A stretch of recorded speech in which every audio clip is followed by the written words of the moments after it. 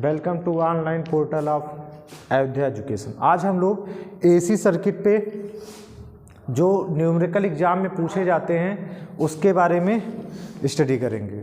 तो एसी में हम लोगों ने कंप्लीट किया है। तो एसी में हम लोगों ने pure resistive circuit, pure inductive circuit और प्योर कैपेसिटिव सर्किट सीखा। फिर series RL circuit, series RC circuit और सीरीज आरएलसी सर्किट के बारे में देखा। और वहाँ पे हम लोगों ने इम्पीडेंस का मान क्या होता है और करंट की वैल्यू क्या होती है और रिएक्टेंस की वैल्यू कैसे फाइंड आउट करते हैं, एक्टिव पावर क्या होती है, रिएक्टिव पावर क्या होती है और अपरेंट पावर क्या होती है, उसके बारे में हम लोगों ने स्टडी किया। अब उस पर बेस्ड कुछ एसी पे न्यूमेरिकल पूछे जाते हैं एग्जाम में, उसके बारे में स्टडी करते हैं। तो सबसे पहले पहला सवाल हम लोग लिखेंगे, यदि किसी, पहला सवाल है, यदि 100 मिली हेनरी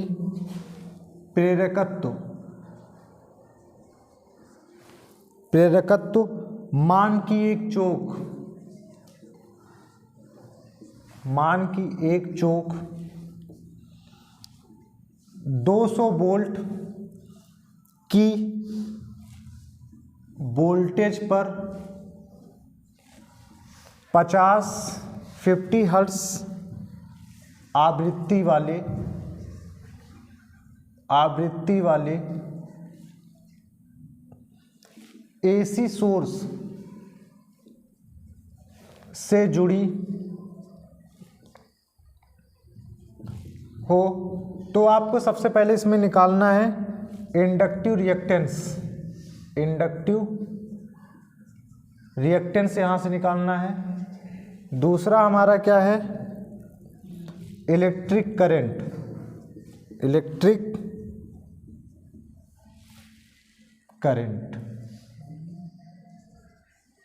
ये यहां से दो चीज फाइंड आउट करना है। तो हमारा ये एसी पे एक पहला सवाल है। तो एसी का पहला सवाल क्या है कि यदि कोई 100 मिली हेनरी प्रेरकत्व मान, यानी प्रेरकत्व का मतलब क्या है, इंडक्टेंस मान की एक चोक, इंडक्टर का मतलब क्या होता है, चोक मैंने आपको लिखाया था, प्योर इंडक्टिव सर्किट में चोक लिखा था, किसी कॉइल या इंडक्टर या चोक इसको बोलते हैं, में 200 वोल्ट की वोल्टेज पर कितनी फ्रीक्वेंसी है, 50 हर्ट्ज वाले एसी सोर्स से जुड़ा है। तो इंडक्टिव रिएक्टेंस और इलेक्ट्रिक करंट निकालना है। तो सबसे पहले देखो, इसको समझो, नोट ना करो, पहले समझो कैसे हल होगा, ठीक है। तो सबसे पहले आपको इंडक्टिव रिएक्टेंस निकालना है। तो हमको दिया क्या क्या चीज़ दिया गया है, पहले ये नोट, यहाँ पे सोल्यूशन करते समय पहले देखो दिया क्या गया है। 100 मिली हेनरी किसका मात्रक होता है, इंडक्टर का होता है। तो L बराबर आपका होता है 100 मिली हेनरी, और 1 मिली बराबर कितना होता है, 100 गुणे 10 की पावर -3 हेनरी, क्योंकि 1 मिली बराबर 10 की पावर -3, और हेनरी किसका मात्रक होता है, इंडक्टर का। फिर क्या है, वोल्टेज दिया है, B बराबर कितना है, 200 वोल्ट। उसके बाद फ्रीक्वेंसी देखो कितना दिया गया है, फ्रीक्वेंसी कितना है, 50 हर्ट्ज। क्या निकालना है, इंडक्टिव रिएक्टेंस को क्या कहते हैं, एक्सेल कहते हैं। क्या कहते हैं, एक्सेल, ये आपको निकालना है। और इलेक्ट्रिक करंट यानी आई निकालना है। अब इसके बाद हम लोग एक सर्किट बना रहे हैं इसका, ठीक। तो इसमें केवल L है, इसका मतलब ये कैसा है, प्योर इंडक्टिव सर्किट। ये हमारा कैसा बनेगा, प्योर इंडक्टिव सर्किट, ये प्योर इंडक्टिव सर्किट बनेगा। अब प्योर इंडक्टिव सर्किट हमने आपको बताया था कैसे बनेगा। इसमें सबसे पहले क्या करते हैं, एक इंडक्टर को या कॉइल को कनेक्ट कर देते हैं, किससे, एसी सप्लाई से। ये हमने यहां से एसी लगाया, ये वोल्टेज है, ये हमारी क्या है, सप्लाई वोल्टेज। और उसके बाद में यहां एक करंट बहेगी आई, और ये क्या है, एक इंडक्टर L। और इस L के कारण हमारे परिपथ में क्या आता है, इस L के कारण क्या आता है भैया, एक्सेल आता है। क्या आता है, एक्सेल। अब यही एक्सेल का मान पूछ रहा है। तो एक्सेल बराबर हम लोग जानते हैं कि एक्सेल बराबर होता है हमारा 2 पाई f इंटू L, 2 पाई f इंटू L। एक्सेल किस पे डिपेंड कर रहा है, एल पे। अब यहाँ से हमको एक्सेल निकालना, तो एक्सेल बराबर लिखेंगे 2 पाई का मान कितना होता है 3.14, एफ कितना है 50 हर्ट्ज, एल कितना है 100 इंटू 10 की पावर -3। यहाँ से इसको सॉल्व करेंगे एक्सेल, यहाँ 10 की -3 पावर और यहाँ पे 2 पावर। इसको यहाँ पर अगर मैं लिखना चाहूँ तो 5 दूनी इसको क्या लिख सकते हैं, इसको सॉल्व करेंगे 5 दूनी 10 और एक जीरो और बढ़ा देंगे, 50 दूना 100 और गुणे 100 गुणे 10 की पावर -3 और गुणे 3.14, 2 जीरो 2 जीरो कितना हो गया एक्सेल बराबर 10 की पावर 4, ठीक 4 जीरो है ना, इसको पावर 4 और 10 की पावर -3 गुणे 3.14, ये 4 घात -3 घात, 4 में से 3 गया 1, यानी 10 गुणे 3.14। यहाँ से आपको एक्सेल बराबर मिल गया कितना, 10 से गुणा कर दो 31.4 ओम।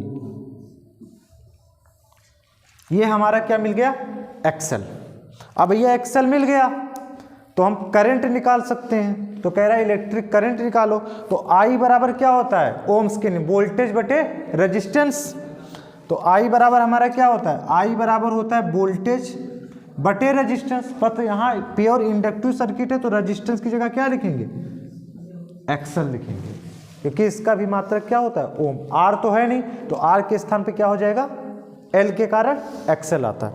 अब यहाँ से आपको बी पता है, आई बराबर बी कितना है, ये देखो दिया गया कितना वोल्ट, ये यही 200 वोल्ट आपने अप्लाई किया 200। एक्सेल कितना है ये आपने कैलकुलेट किया 31.4। अब इसी को सॉल्व कर लो, आपका क्या आ जाएगा आई का मान आ जाएगा। तो 200/31.4 इसको डिवाइड करो कितना आ रहा है,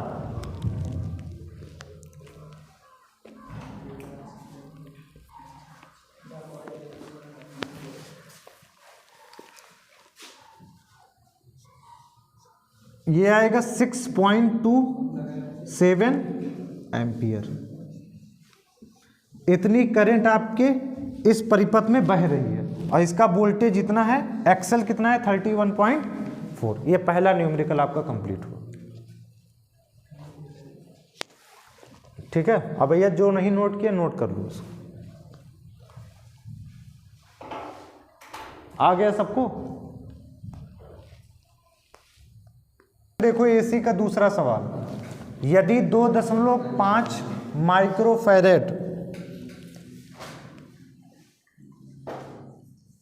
कैपेसिटर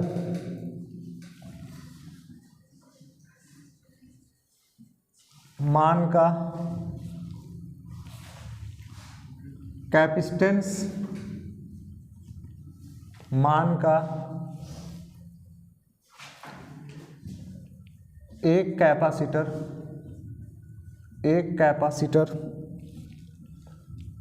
230 वोल्ट की वोल्टेज पर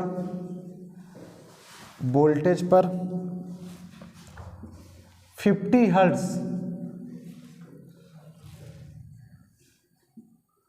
फ्रीक्वेंसी आवृत्ति वाले एसी सोर्स से जुड़ा है, एसी सोर्स से जुड़ा है, तो पहला क्वेश्चन है आपको निकालना क्या है, तो कैपेसिटिव रिएक्टेंस व करंट का मान ज्ञात करो, का मान ज्ञात करो। कैपेसिटिव रिएक्टेंस और करंट का मान आपको ज्ञात करना है। तो ये हमारा दूसरा सवाल, पहला नोट हो गया। अब दूसरा सवाल देखो, यदि 2.5 माइक्रोफैरेड कैपेसिटेंस मान का एक कैपेसिटर जो 230 वोल्ट की वोल्टेज पर 50 हर्ट्ज फ्रीक्वेंसी वाले एसी सोर्स से जुड़ा है, तो कैपेसिटिव रिएक्टेंस व करंट की वैल्यू इसमें निकालना है। तो जो जो दिया है सबसे पहले उसको लिख डालो। हमको दिया है कैपेसिटेंस सी का मान 2.5 माइक्रोफैरेड। एक माइक्रोफैरेड बराबर कितना होता है? 10⁻⁶ फैरेड। उसके बाद में वोल्टेज कितना है कैपेसिटर की? 230 वोल्ट। उसके बाद फ्रीक्वेंसी 50 हर्ट्ज। एसी क्या निकालना है? कैपेसिटिव रिएक्टेंस एक्सी निकालना है और क्या निकालना है? आई निकालना है। ये इतना डाटा हमको क्या था? गिवन था। इतना डाटा आपको क्या दिया था? दिया गया था क्वेश्चन। अब हमको इसका सर्किट बनाना, तो आप देख रहे हो केवल सर्किट में क्या है? सी, यानी ये इसका जो सर्किट होगा कैसा होगा? प्योर कैपेसिटिव सर्किट, जिसमें केवल कैपेसिटर कनेक्ट होगा। तो ये हमारा कैपेसिटर है और इसको हम लोग जोड़ देंगे किससे? एसी सप्लाई से। यहां वोल्टेज है जो आप सप्लाई लगा रहे हो, इस परिपथ में एक करंट बहेगी, सप्लाई लगाया, और यहाँ एक कैपेसिटर होगा और इस कैपेसिटर के कारण क्या आएगा भैया? यहाँ पे आएगा एक्सी। क्या आएगा? जिस प्रकार यहाँ इंडक्टर के कारण एक्सएल आता है, उसी प्रकार कैपेसिटर के कारण क्या आएगा? एक्सी। और सप्लाई वोल्टेज भी करंट आई। इसी आई और एक्सी का आपको मान डिटरमाइन करना है चित्र से। तो सबसे पहले हम लोग जानते हैं कि एक्सी बराबर क्या होता है? 1/ω/c। जैसे ये एक्सएल है तो एक्सएल बराबर हमारा क्या होता है? एक्सएल बराबर हमारा होता है ω/L, और ओमेगा का मान कितना होता है? 2πf। ओमेगा क्या है? एंगुलर वेलोसिटी या रेडियन पर सेकंड में होता है, और एफ क्या है? फ्रीक्वेंसी साइकिल पर सेकंड इन हर्ट्ज में होता है। अब यहाँ से हम ओमेगा का मान रखेंगे, तो ओमेगा बराबर हमारा क्या होता है? 1/ओमेगा का मान क्या होता है? ओमेगा बराबर होता है 2πf। तो यहाँ पर लिखेंगे 2πf × c। अब इसको सॉल्व करेंगे, यहाँ से वैल्यू रखो xc बराबर, तो xc बराबर 2 इंटू इस पाई का मान 22/7 कर दो, 22/7 गुणे 50 फ्रीक्वेंसी, और c का मान कितना? 2.5 × 10⁻⁶ हो गई। अब यहाँ से इसको आगे लिखेंगे xc बराबर, यहाँ से ऊपर देखो 7 चला जाएगा और 10⁻⁶, इस दशमलव को यहाँ से हटाओ तो ऊपर एक 10 चला जाएगा, ठीक है। -6 ऊपर गया, +6 में हो गया, ये 7 ऊपर पलट जाएगा, 7 × 10⁶, और ये दशमलव हटाए तो एक 10 बच गया। बचा नीचे क्या? 22 दूना 2 × 22 और गुणे 50 × 25। अब यहाँ से हम लोग इसको लिख सकते हैं xc बराबर, एक 0 से ये हमारा कैंसिल हो गया, तो 22 दूना कितना हो गया? 44। ये हो गया 7 × 10⁶, 22 दूना 44, और ये कितना हो गया?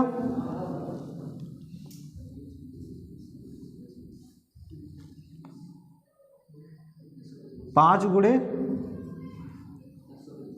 25। इस 6 को अगर मैं लिखना चाहूँ तो क्या मैं इस 10⁶ को लिख सकता हूँ 100 × 10⁴? बोलो भैया, लिख सकते हैं? 6 पावर है, 2 पावर यहाँ, तो 25 से कम 25, 25 चौके 100 हो गया। अब यहाँ 4 आ गया, और ये हो गया हमारा कितना? xc बराबर 7 चौक 28। अब उसके बाद में यहाँ पे 44 पंजे कितना हो जाएगा? 5 चौके 20, 5 चौके 20, 2 22, 220, और यहाँ पर कितना है? 10⁴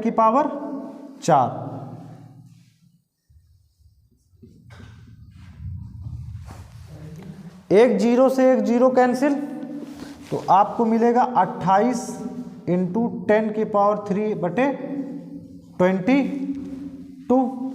इसको और शॉर्ट में लिख सकते हैं, इसको 2 से काटो, क्या रहेगा 2 सते 14, और यहाँ आएगा जाएगा 11 गुणे 10⁻3। 11 को 14 से भाग दो, कितना आएगा? 11 को 14 से भाग देंगे, कितना आएगा? लगभग आएगा 11 एकम 11, 1.27, और ये 10⁻3 को क्या कहते हैं? Kilo ohm. इतना रिएक्टेंस हमारे परिपथ में आएगा। तो हमने यहाँ से 14 को 11 से भाग किया, तो 11 एकम 11, दशमलव लगाएंगे, 3 30 हो जाएगा, तो 11 दूनी 22, 8 बचा, 7 बार ले जाएंगे, 11 सते 87 लगभग ये। और 10⁻3 को क्या कहते हैं? किलो ओम कहते हैं। अब हमको रिएक्टेंस मिल गया, यहाँ से हमको क्या मिल गया? रिएक्टेंस मिल गया। अब हम यहाँ से बहने वाली धारा को बता सकते हैं, यहाँ की करंट को हम बता सकते हैं। आई बराबर क्या होता है? वोल्टेज बटे रेजिस्टेंस, पर रेजिस्टेंस की जगह यहाँ क्या है? एक्सी। क्या है? एक्सी है। आई बराबर वोल्टेज कितना? 230, एक्सी कितना? 1.27 किलो। ठीक, इस किलो को हम क्या लिख सकते हैं? 10⁻3 लिख सकते हैं। बोलो भैया, ऊपर जाएगा तो मिली में चेंज हो जाएगा। इसको जब सॉल्व करेंगे कितना आएगा? इसको सॉल्व करो, कितना आएगा?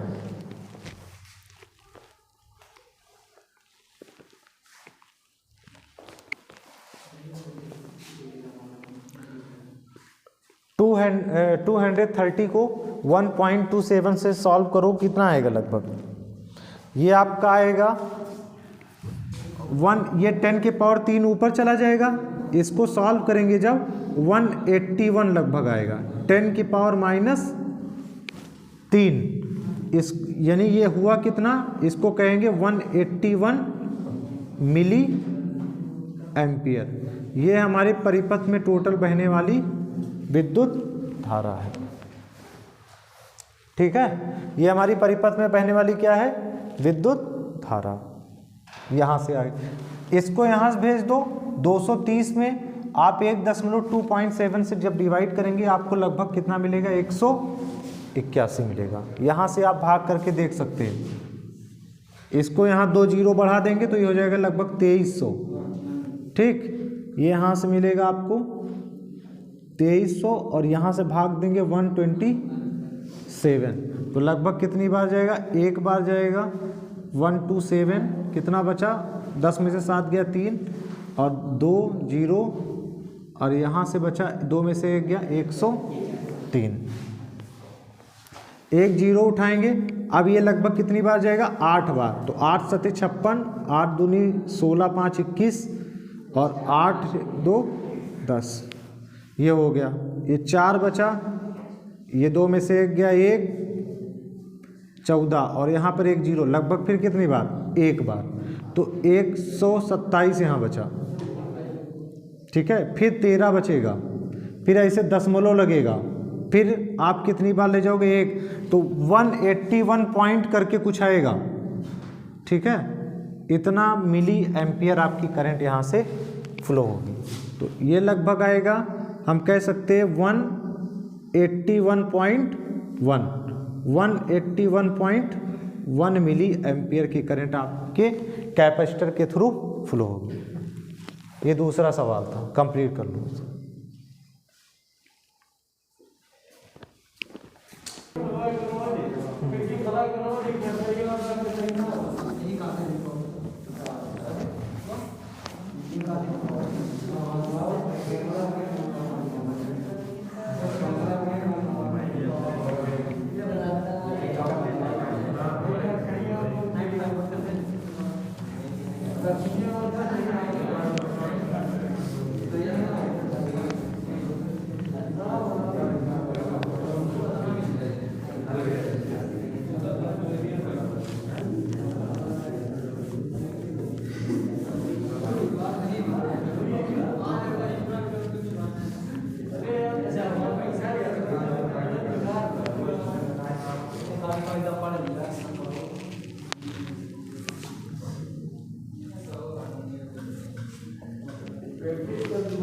अगला क्वेश्चन देखो, क्वेश्चन नंबर 3। यदि कोई अल्टरनेटर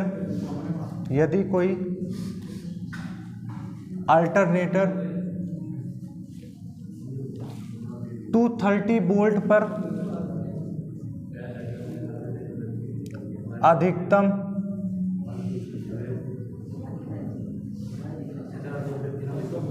1000 एम्पियर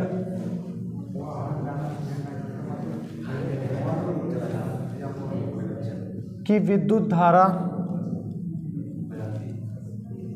प्रदान करता है तो 0.6 पावर फैक्टर पर उसकी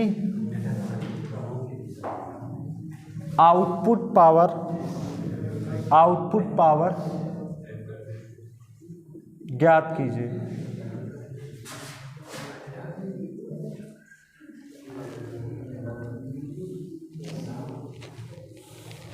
ठीक है,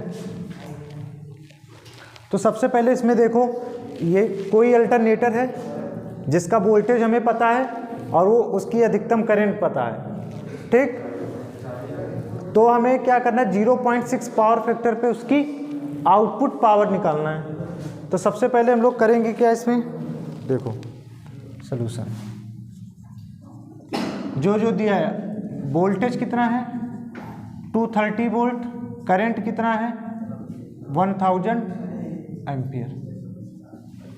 ठीक, पावर फैक्टर कुछ नहीं कहा, जब कुछ नहीं कहा तो पावर फैक्टर हम मान लेंगे, माना पावर फैक्टर cos फाई कितना है, ठीक है, उस समय मान लेंगे 1। तो लिखेंगे यूनिटी पावर फैक्टर पर अल्टरनेटर की रेटिंग। यूनिटी पावर फैक्टर पे आपको अल्टरनेटर की जो रेटिंग निकालना है वो क्या आएगी, निकालेंगे यहां से B इंटू आई, वोल्टेज कितना इंटू cos फाई का मान 1, तो वोल्टेज का मान यहां से रखो, तो वोल्टेज कितना है 230 और यहां से करंट कितना है 1000 और cos फाई कितना है 1। कुछ नहीं दिया, तुम cos थीटा का मैक्सिमम कितना होता है 1, एक मान के चलिए। पावर कितना आई 230 और इस 1000 को क्या कहते हैं 1000, इसको कहेंगे 230 किलो वोल्ट एम्पियर, बोलो KVA, किलो वोल्ट एम्पियर। अब ये इकाई शक्ति गुण, जब cos की वैल्यू 1 थी, आपको कितने पे निकालना है 0.6, लिखेंगे 0.6 पावर फैक्टर पर अल्टरनेटर की रेटिंग। ये कब की रेटिंग है, जब आपका अल्टरनेटर यूनिटी पावर फैक्टर मतलब मैक्सिमम इकाई शक्ति गुणक पे कार्य कर रहा है। तो मैक्सिमम पे हमारा पावर फैक्टर कितना होता है 1। अब यहां से लिखेंगे P बराबर यहां हो जाएगा, ये P1 होगा, इसके P2 कह दो, तो लिखेंगे B इंटू आई इंटू कॉस फाई 2 हो जाएगा, ये 1 हो गया। ठीक, अब यहां से cos फाई आपको क्या लेना है, यहां से 0.6, यही तो होता है पावर फैक्टर, और पावर फैक्टर आप यहाँ 0.2 ले लो। तो P2 बराबर वोल्टेज कितना, यहां से देखो वोल्टेज करंट का गुणनफल कितना आया था 230 गुणे 1000 और गुणे 0, यहां पर हमने 1 मान के दिया था, आप 0.6 सॉल्व करो, इसको कितना आएगा P2, क्षेत्रिक 18 और 6 दूनी 12, 1 13, और 1 0 से ये 0 कैंसिल, क्योंकि हटाएंगे 0 बटे में 0 0, ये हो जाएगा किलो वोल्ट एम्पियर।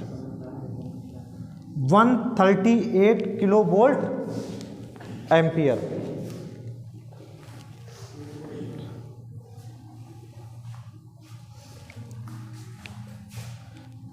सॉरी, ये किलो वोल्ट एम्पियर नहीं, किलो वाट।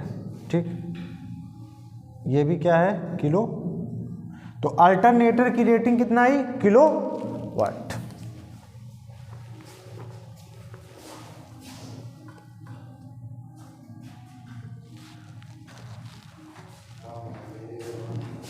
नोट कर लो भैया। वोल्टेज का मात्रक क्या होता है, बताओ, वोल्ट, और करंट का एम्पियर। ये इसमें भी क्या होगा, किलो वोल्ट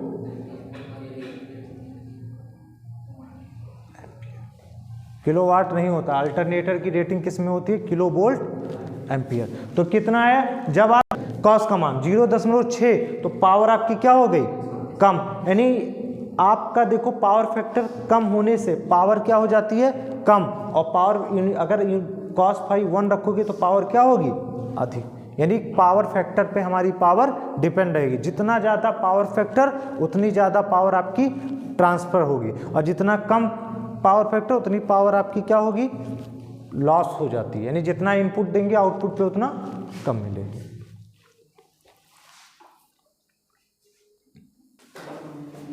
अगला क्वेश्चन, ये चौथा एसी पे सवाल है। एक कॉइल जिसका इंडक्टर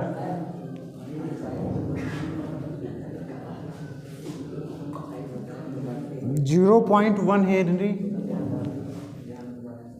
और रेजिस्टेंस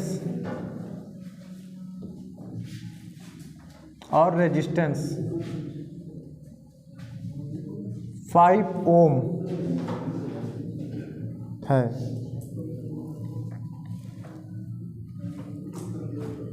तो परिपथ का इम्पीडेंस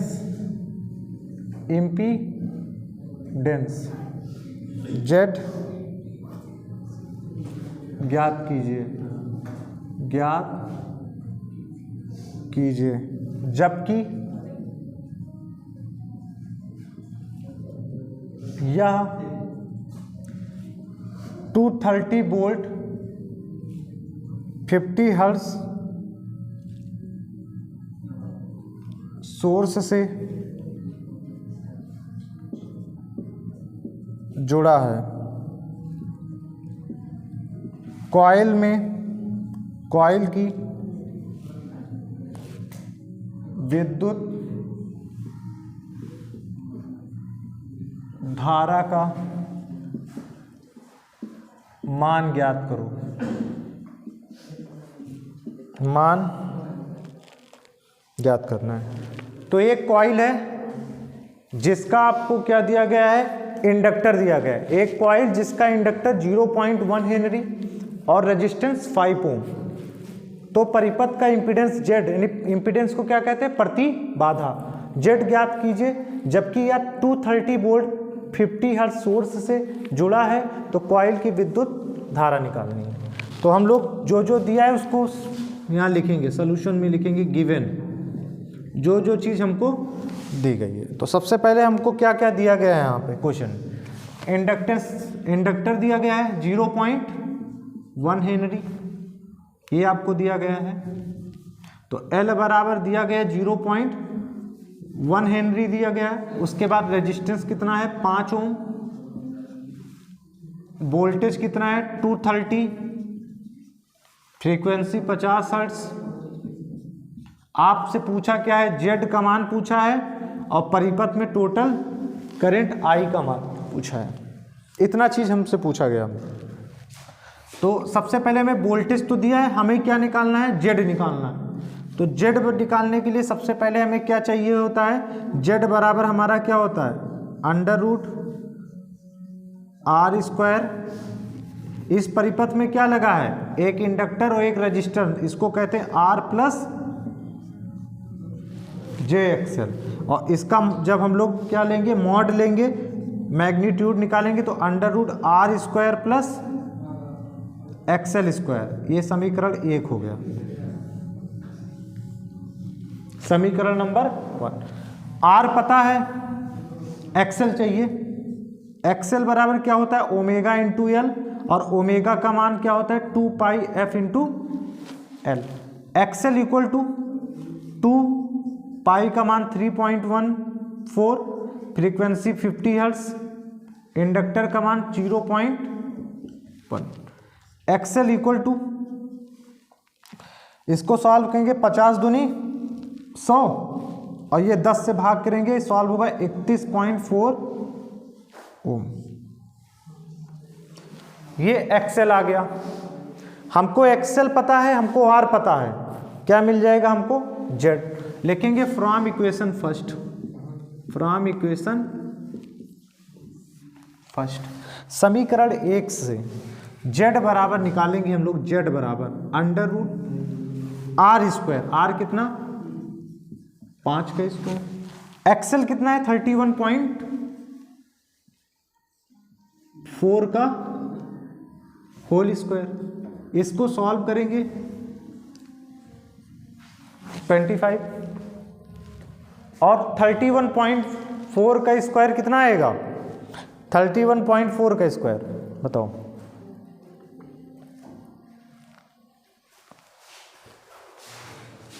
नाइन 80.596 आएगा। इसको जोड़ो तो जेड बराबर आपको यहां से मिलेगा 5 5 10, 8 2 10, 11 9 1 10.96, अंडर रूट 1010.96 का वर्गमूल कितना आएगा, ये लगभग आपका आएगा जेड बराबर 31.8 ओम। क्यों, क्योंकि 32 का कितना होता है 1024, 32 का वर्गमूल 1024, तो 32 से कम है तो 31.8 हो जाएगा। सॉल्व करेंगे तो 1010.96 का वर्गमूल आएगा 31.8। अब हमें इम्पीडेंस पता है और परिपथ का वोल्टेज पता है, तो परिपथ में बहने वाली करंट कितना होगा, लिखेंगे करंट I बराबर टोटल वोल्टेज और परिपथ का टोटल इम्पीडेंस Z। तो नाउ I इक्वल टू हो जाएगा, वोल्टेज कितना है 230, यहाँ रखेंगे 230, इम्पीडेंस कितना 31.8 ओम। इसको सॉल्व करो कितना आएगा भैया, मोबाइल से सॉल्व करो, इसको कितना आएगा 31.2,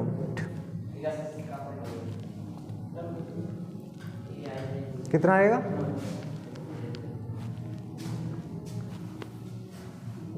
7.23। I इक्वल टू आएगा 7.23 एम्पियर, ये इतना आएगा, लगभग 7.23 एम्पियर इसमें आएगा। तो ये करंट हमको निकालना था, मिल गया, और ये इम्पीडेंस। और ये हमारा परिपथ कैसा है, कौन सी सर्किट है, ये हमारी कौन सी सर्किट है, आरएल सर्किट है। कौन सी है, आरएल सर्किट। और आरएल सर्किट को हम लोग कैसे बनाते हैं, ऐसे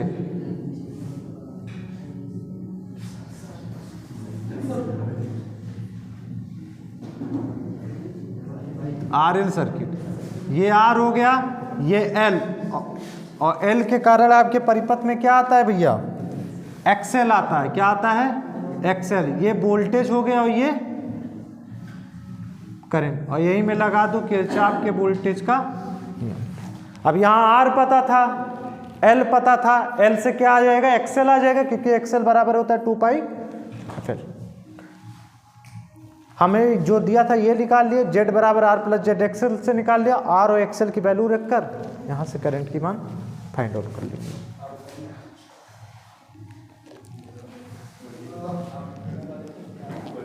इसको भी कंप्लीट कर लो, रोक दो।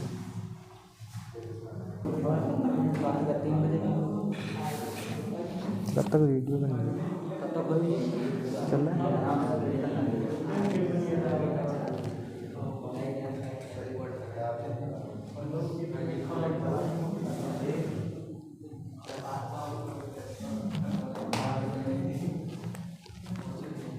इसको नोट कर डालो यार।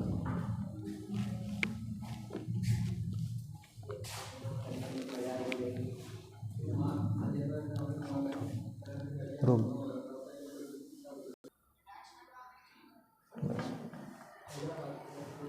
कंप्लीट हो गया भैया।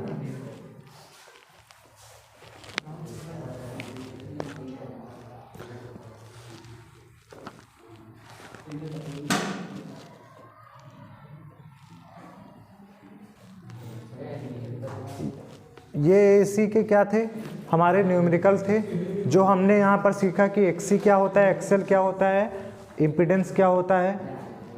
अब आगे की क्लास के लिए आप लोग चैनल को लाइक करें, सब्सक्राइब करें और ज़्यादा से ज़्यादा अपने दोस्तों में शेयर करें ताकि इससे जुड़ी जो भी नोटिफिकेशन है आपको मिल सके।